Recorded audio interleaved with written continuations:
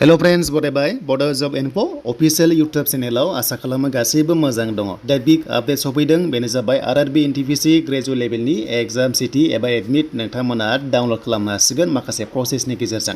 आरो मोजां बाथ्रा जे आरआरबीआव बर' रावजों फैबाय नोंथांमोना चेक खालामनो हागोन। बेखौ नायोबा नेक्स्ट लेभेलाव आरआरबीजों एबा सेन्ट्रेल लेभेलाव बा एसएससि लेभेलाव बर'जों आनजाद होनो मोनसिगोन बायदि मोनदों। दा बेखौनो जों बेयाव सावरायगोन।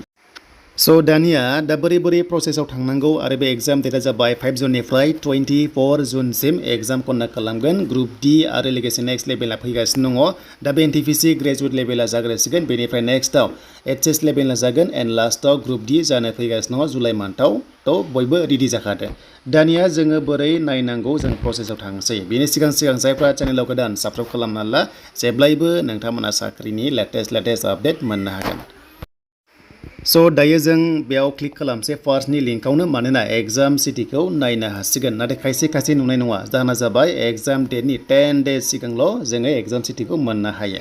दा नै फैबाय फार्स्टआव आइडि नाम्बारखौ होदो, रेजिस्टार आइडिया, देन बेनिफ्राय बार्थिखौ होनानै केपसाखौ होनानै लगइन खालामनांगौ। अके, दा बेखौ जों गासैबो बर' रावजों नायबावगोन फिन खनसेबाव नेक्स्टआव। नाथाय मोनसे बाथ्रा, नोंथांमोना लेंगुवेजखौहाय चेन्ज खालामनांगोन दे, होमबासो बर'जों नुनो मोनगोन आरआरबीनि अफिसियेल साइटआव थांनानै।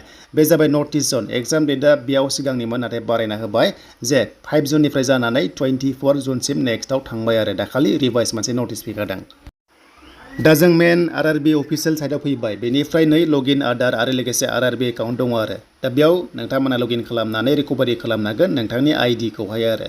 दा बेखौ जोङो बर'जों गासैबो नायनो हायो। बे लगइनफोरखौ जों गासैबो बर'जों नायनोबा जोंहा मोनसे अप्सन दङ, ट्रेन्सलेट खालामनांगोन। राइट साइड खनायाव दङ लेंगुवेजखौ, माने लेंगुवेजखौ नोंथांमोना चेन्ज खालामबानो बियो गासैबो बर'जों जागोन। दा जोङो बर'आव होनाय लोगोनो दा नायदो नै, नोंथांमोना मोनबाय गासैबो बर'नि फैबाय। बेनो जाबाय 9 सिडिउलाव जि लेंगुवेज दङ, राव दङ, गासैबो रावा बेयाव मोनजोबाय। गासै 22 एग्जामाव फैयो सोङो। देन नोंथांनि एकाउन्टआव साइन इन खालामना फैदों नै, बेनिफ्राय एकाउन्ट बानायदों नामा बा लगइन खालामनाय बे टाइमनि फैबाय आरो। बेखौ मोजां नाय नोंथांमोना। दानिया जों आरआरबी एकाउन्टजों लगइन खालामनायखौ जों बेयाव क्लिक खालामसै बे अपसनाव। दा जोङो क्लिक खालामनाय लोगो जानबुं नाम्बार एबा मबाइल नाम्बारखौ बा मेल आइडिखौ बिदों, बेखौ होदो, देन पासवर्डखौ होदो, बेनिफ्राय आइ एम नट ए रबटआव क्लिक खालामनानै नोंथांमोना लगइन खालामबानो नोंनाव अटिपि हरगोन आरो। अके, मबाइल नाम्बाराव अटिपि हरनानै जोङो नेक्स्ट लेभेलाव मोनगोन। दायो जों फनाव अटिपि हर होनाय नुदों, बेयाव सेलेक्ट खालामनांगोन। जुदि फन नाम्बारखौ होदोंबा मेल होदोंबा मेलाव होदो। दा जोङो फनाव होनसै एबा मबाइल नाम्बार अटिपिआव क्लिक खालामनानै नोंथांमोना लगइन खालामबा नोंनि गासैबो प्रफाइला श' जागोन आरो। गासै 2 मिनिट टाइमिं थायो अटिपिखौ बे समाव होनानै जोङो लगइन खालामनांगोन।